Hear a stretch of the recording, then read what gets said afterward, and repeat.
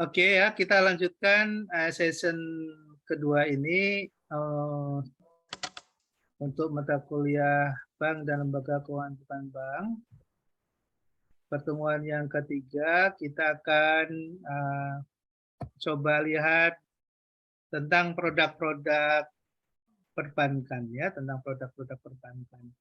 Kemarin kita sudah membahas tentang bank itu apa, bedanya dengan bank sentral, kemudian OJK fungsinya di mana gitu. Ya, kemudian bank umum itu kegiatannya apa saja sudah dijelaskan ya pada pertemuan yang lalu. Lalu pada malam hari ini kita akan lanjut semakin mendalami tentang bank ya, terutama produknya ya, terutama produknya terdiri dari apa saja sih bank itu gitu ya.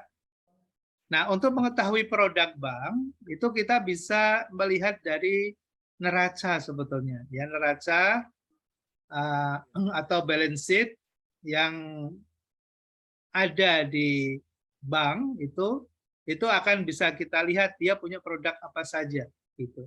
Jadi ketika kita membuka laporan keuangan terutama neraca, maka kita akan bisa melihat produk-produk bank itu apa saja. Nah, dalam konteks ini kita nanti akan lihat satu produk yang paling dominan di dalam perbankan adalah produk lending atau kredit ya. Itu menjadi sangat krusial dan penting karena produk ini menjadi nafas dan darah bagi bank. Jadi kalau bank itu tidak punya kredit, dia tidak menyalurkan kredit, maka otomatis bank ini akan kehabisan darah, artinya tidak punya cash flow, akan tidak punya revenue, tidak punya income. Karena dari kegiatan memberikan kredit atau pinjaman ini, dari situlah dia mendapatkan hasil ya, yang kemudian disebut dengan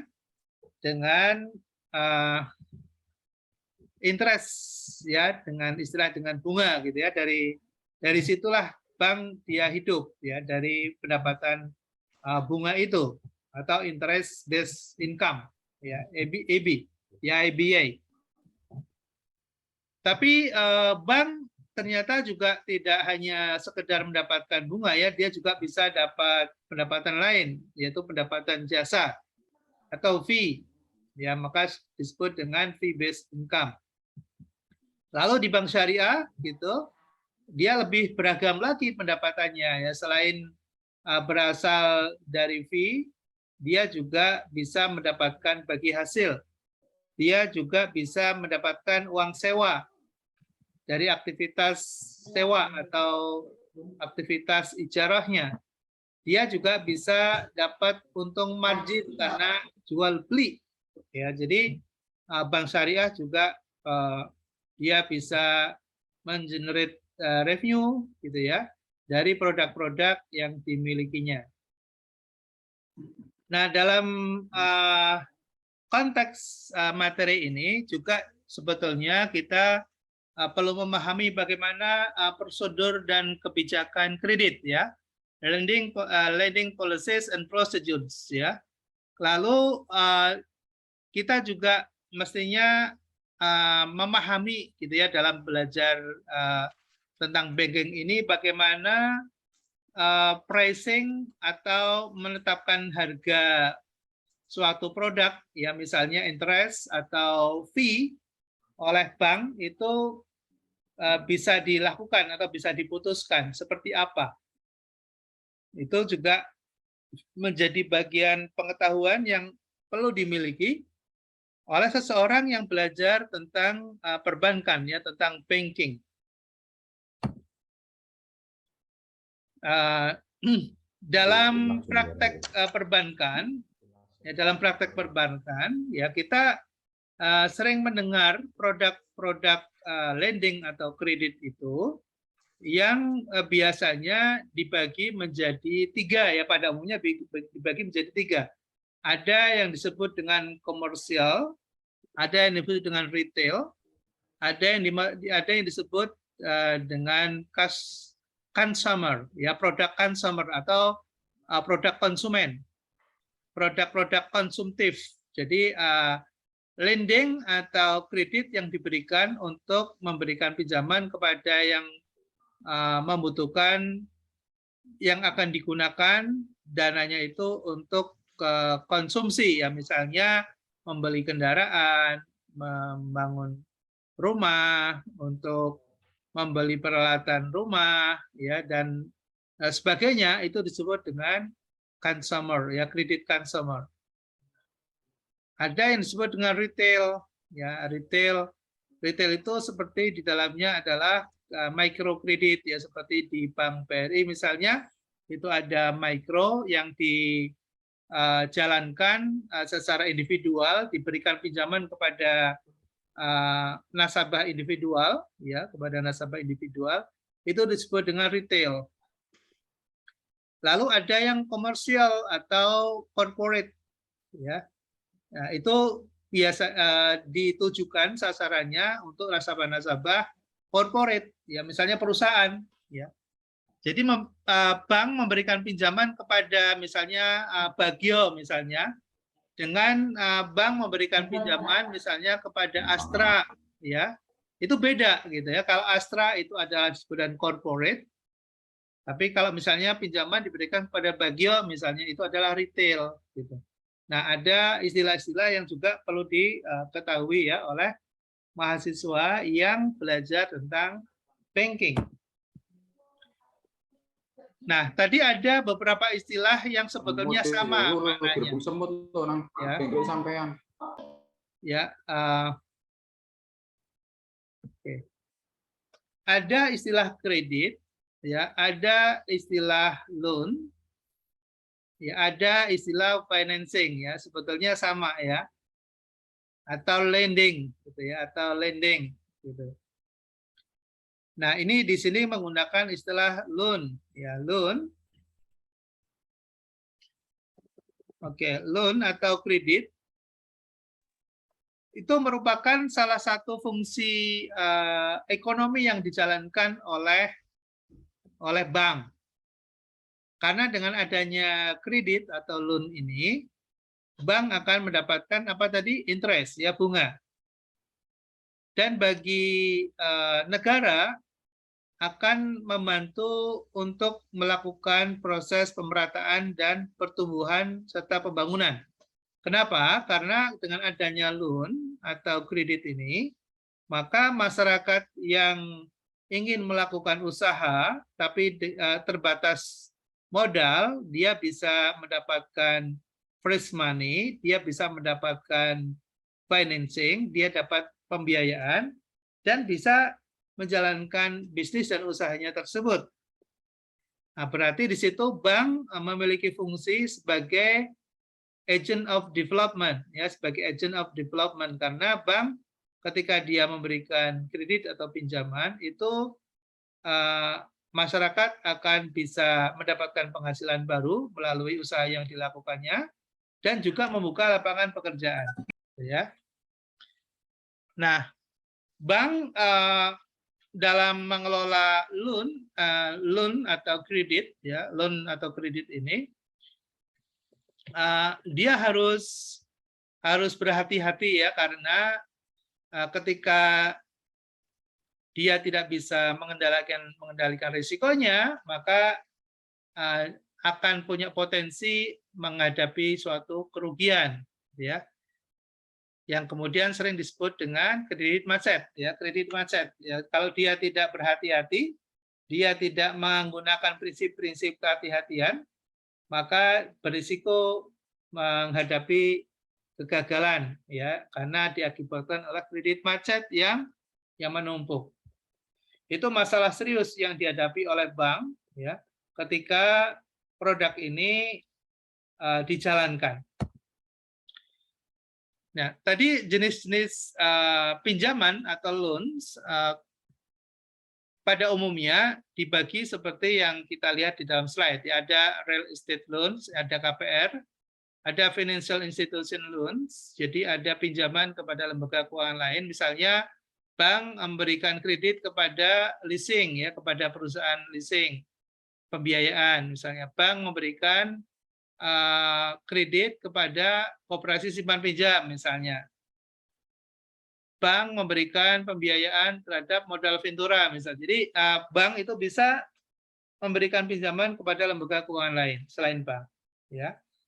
Agriculture loan, ya, tadi ada mahasiswa yang mengelola agribisnis, gitu ya, maka dia bisa dapat pinjaman dari bank untuk tujuan pertanian, ya, untuk sasaran pertanian. Ada commercial industrial loans, ya, ada pinjaman atau kredit yang disasar atau yang ditujukan kepada industri dan komersial, misalnya Bank Mandiri, ya. Bank Mandiri ini lebih besar portofolionya, itu memberikan pembiayaan pada corporate, ya, industri dan komersial. Lalu ada loan to individuals, ya, ada pinjaman kepada individu, rumah tangga. Ini portofolio terbesar itu di Bank Rakyat Indonesia, ya, BRI, untuk pinjaman individual dan mikro. Ada lease financing receivable, ya, bank juga bisa memberikan pembiayaan, gitu ya,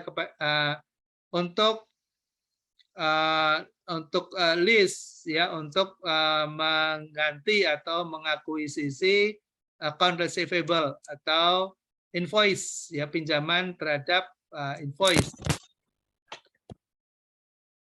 Oke, berikutnya ini juga ada tantangan, ya. Ketika kita belajar tentang banking, maka kita harus tahu tentang kebijakan dan prosedur, ya, prosedur yang dimiliki oleh bank untuk menjalankan aktivitas kreditnya agar tetap pada prinsip kehati-hatian dan risikonya bisa dikendalikan dengan baik dan mampu menghasilkan tingkat keuntungan yang maksimal bagi perusahaan. Nah, apa kebijakan yang perlu disusun oleh suatu bank, gitu ya, terutama kebijakan tentang kredit, gitu ya. Apa saja? Nah, di sini ada goal statement for bank loan portfolio, ya, ada portofolio pinjaman bank. Sasaran atau tujuan dari portofolio bank itu harus disiapkan. Jadi ada bank yang memang goal statement-nya itu atau portofolio pinjaman atau kreditnya itu untuk kredit mikro seperti BRI misalnya. Dia goal statement-nya adalah kredit mikro, ya, kalau BRI. Lalu ada bank yang goal statement-nya adalah untuk KPR, ya. Tadi yang produk di atas tadi, ya, real estate loan, gitu ya. Itu contohnya BTN, gitu ya, Bank Tabungan Negara. Itu BTN itu dia goal statement-nya untuk KPR. Lalu misalnya Bank Mandiri, dia corporate banking, ya, dia bank yang memberikan kredit kepada corporate dengan portofolio yang besar. Lalu yang kedua, ketika sudah membuat statement, goal statement, maka membuat specification of lending authority of each loan officer and committee. Jadi di situ harus ada komite atau tim yang dimiliki oleh bank, gitu ya, yang memiliki otoritas, ya, dalam menyetujui suatu usulan kredit. Nah, itu usulan kredit itu disetujui bukan oleh perorangan atau perseorangan, tapi oleh suatu komite atau loan officer and committee, oleh account officer maupun loan officer serta komite. Nah, komite itu siapa? Komite itu ada pimpinan, ya. Kalau di tingkat cabang maka ada pimpinan cabang atau kepala cabang, gitu ya. Kalau di level regional misalnya di provinsi maka di situ ada pimpinan wilayah, ya, Pinwil, ya. Nah, di masing-masing tingkatan ada pimpinan yang bertanggung jawab yang masuk dalam komite, gitu. Lalu yang ketiga ada lines of responsibility in making assignment and reporting information. Nah, di situ ada sumber informasi atau sistem informasi yang memberikan data atau dokumen kepada komite dalam mengambil keputusan. Jadi ada sistem informasi yang menjadi pusat pelaporan untuk komite bisa mengambil suatu keputusan yang bisa dipertanggungjawabkan. Contohnya misalnya apa? Credit scoring, ada namanya rating, ya, ada scoring and rating, ada electronic know your customer, misalnya. Nah, di situ informasi itu memberikan data kepada anggota komite untuk memutuskan kredit. Itu ada operating procedures and reviewing, evaluating, and making loan decision. Ada proses operasional untuk mengevaluasi dalam mengambil keputusan kredit. Ya, jadi kredit yang diajukan itu diputuskan untuk diteruskan, diberikan atau ditolak. Nah, itu ada operating procedures. Ada required documentation for all loans, ya, ada dokumentasi yang dipersyaratkan. Jadi apa aja dokumen atau persyaratan yang ditentukan agar proses kredit bisa dijalankan. Ada lens of authority for maintaining and reviewing credit files. Ya, jadi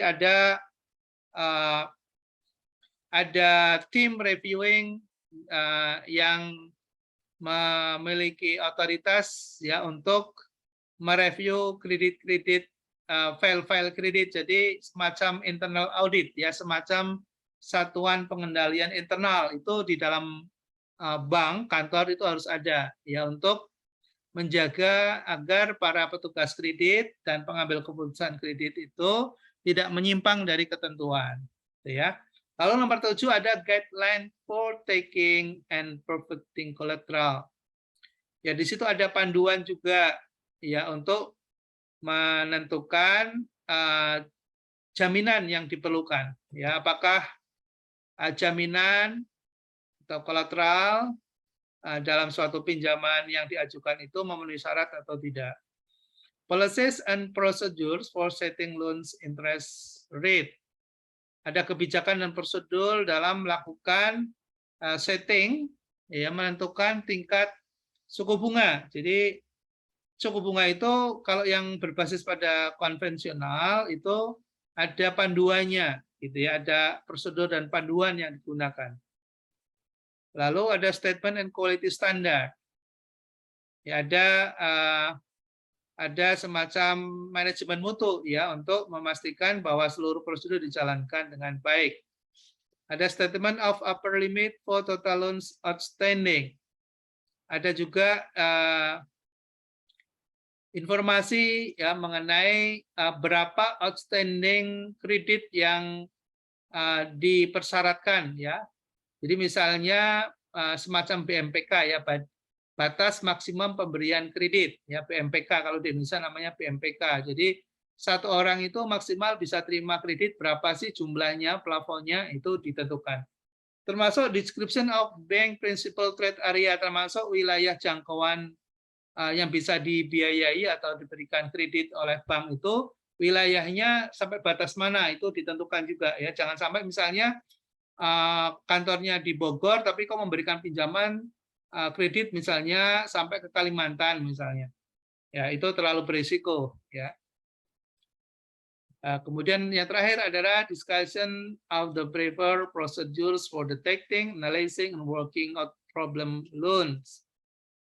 Terakhir adalah ada proses penyelesaian kredit bermasalah. Ya, ada tim yang membahas dan menyelesaikan kredit-kredit bermasalah. Itu kebijakan pinjaman yang perlu disiapkan oleh bank, gitu ya.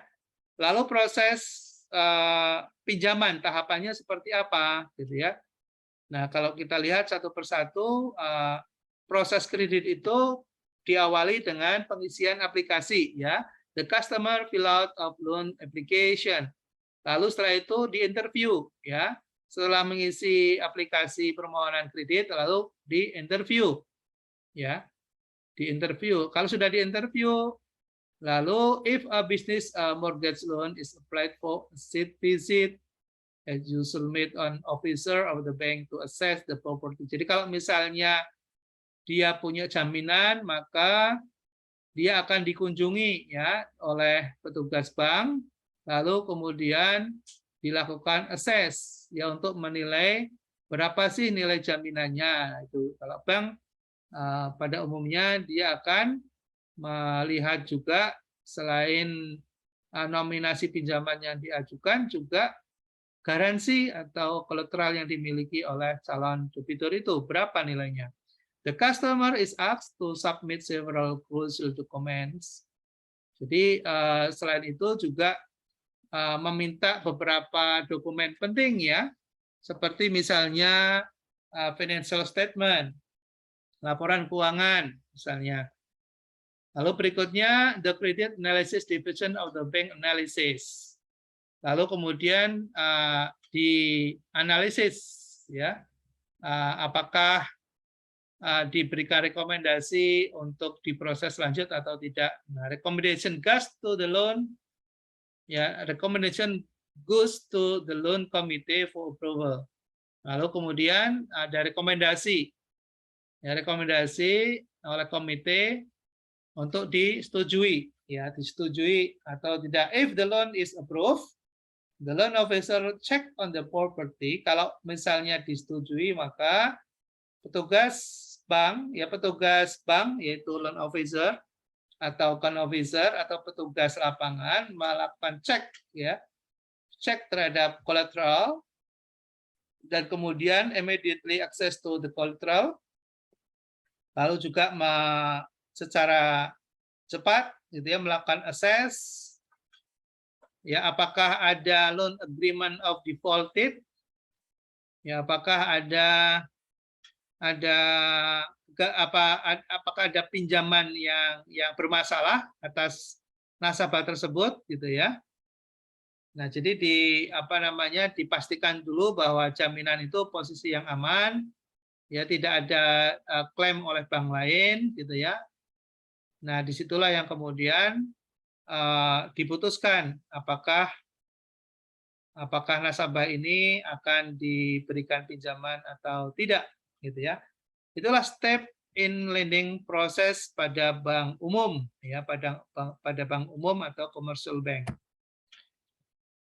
Lalu pengetahuan lain yang diperlukan adalah credit analysis, ya, credit analysis. Bagaimana bank melakukan analisa kredit? Is the borrower credit worthy? Nah, apakah peminjam ya memiliki credit worthy yang apakah sesuai dengan prinsip kehati-hatian, ya, credit worthy. Nah, pada umumnya untuk memastikan bahwa peminjam ini memiliki reputasi yang baik, maka dilakukan suatu studi atau kajian atau analisis meliputi 6 aspek, ya. 6 aspek of the loan application. Apalagi yang 6 aspek itu yaitu character, capacity, cash, collateral, condition, and control. Jadi yang perlu dipastikan adalah C yang pertama, karakternya bagus, ya, punya kapasitas, orangnya punya kemampuan untuk membayar kewajiban, kemudian dia punya cash flow, ya, dia punya pendapatan, dia punya collateral, kemudian condition of economic, kondisi ekonomi atau kondisi bisnisnya sedang berjalan bagus, and control, dan dalam pengendalian yang baik, ya, bisnisnya masih dalam pengendalian yang baik. Nah, ini penjelasan masing-masing the 6 basic C's of lending, ya. 6 basis of C's lending. Ini sangat terkenal sekali, ya. Jadi kalau Anda belajar tentang banking, silakan dibaca kembali apa yang dimaksud dengan character, capacity, cash, collateral, condition, and control. Ini penting untuk dipahami sebagai basic dalam melakukan analisis kredit. Ya, oke. Lalu berikutnya adalah tentang collateral ya, jaminan. Nah, jaminan itu apa aja sih bentuknya? Ya bisa berbentuk account receivable, ya invoice, AR. Istilahnya kalau di dalam bank itu disingkat dengan AR, account receivable. Lalu inventory, persediaan. Persediaan juga bisa ya menjadi collateral. Real property, ya rumah, bangunan, itu bisa. Personal property juga bisa. Personal garansi juga bisa. Ya. Jadi kalau real property berarti ini rumah, bangunan, gedung itu real property. Kalau personal property berarti jaminan atau ya perseorangan ya, perseorangan. Jadi yang menjadi apa namanya menjadi jaminan adalah perseorangan. Orang gitu ya, orang.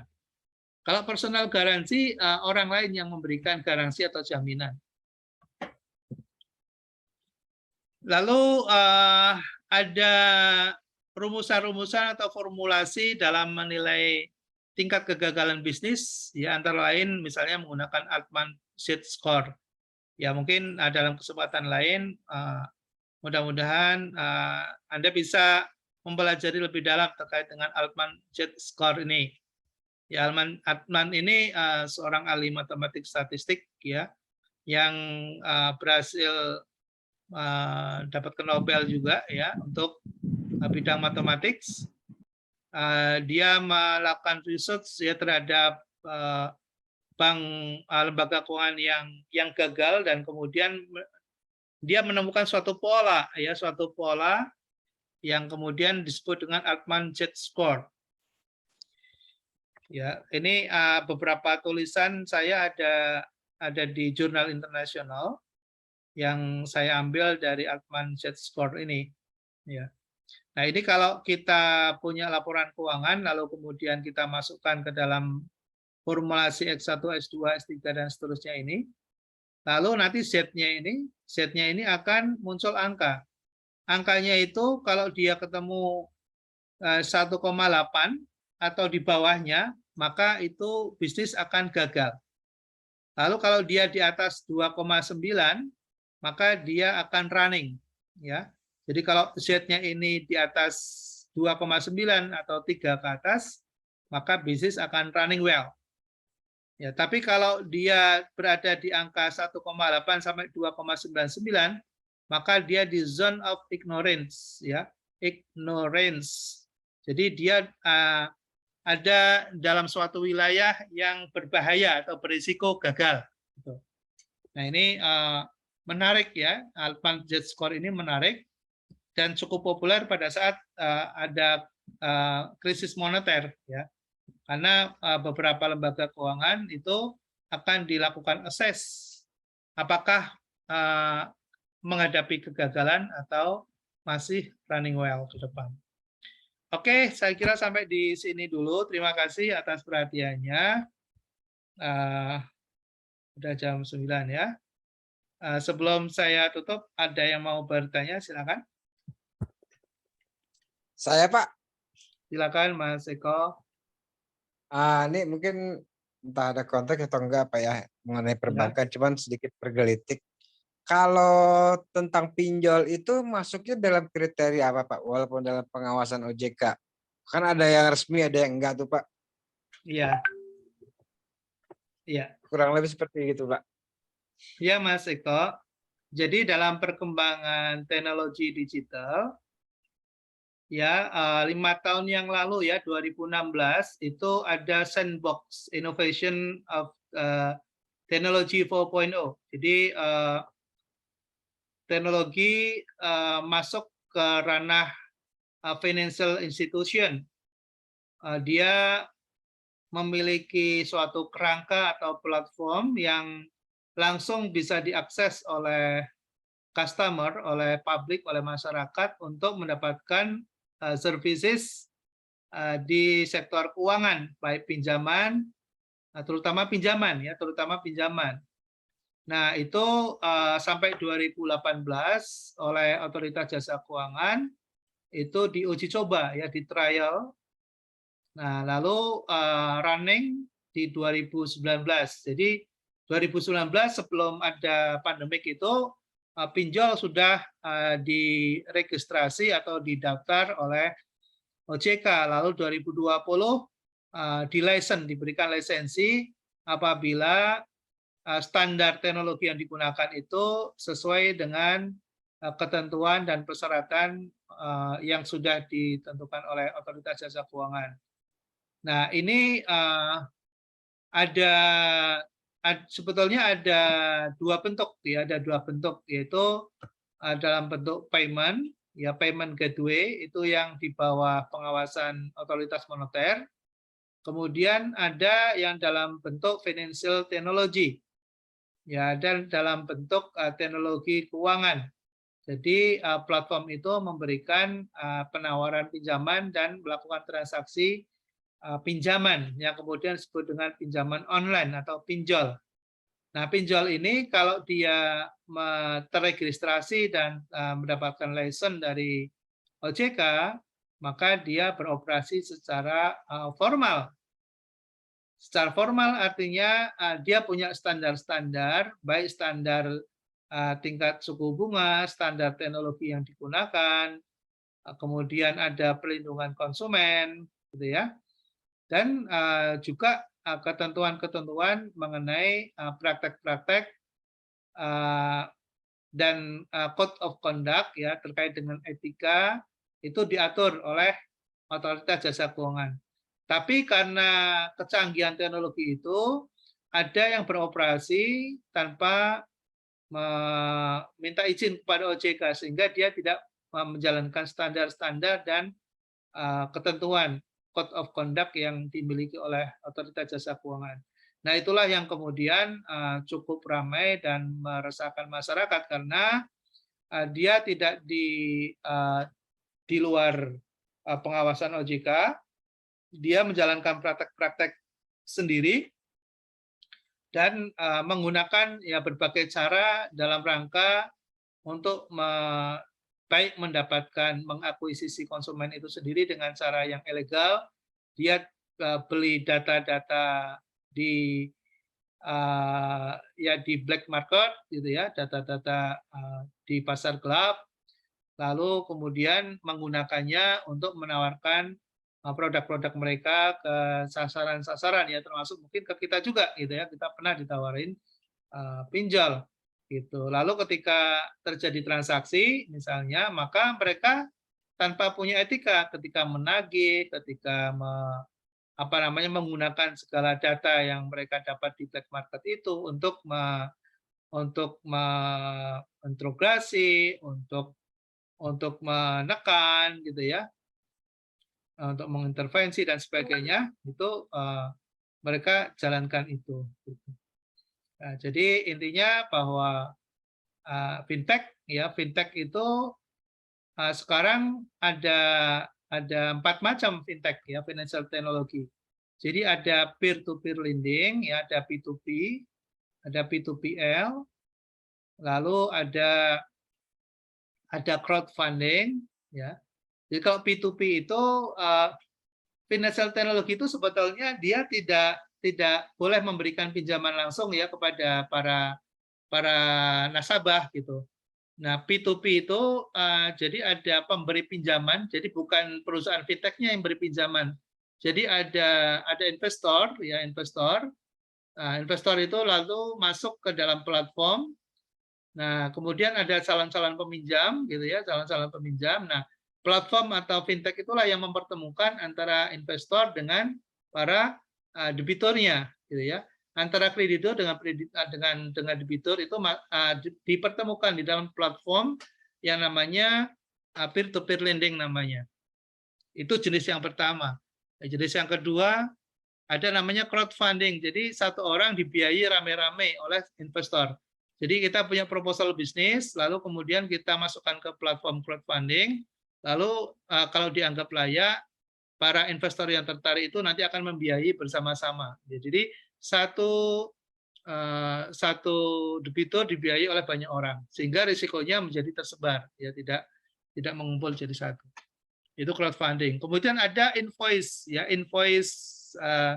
ada invoicing namanya, invoicing. Jadi menjual account receivable, menjual AR.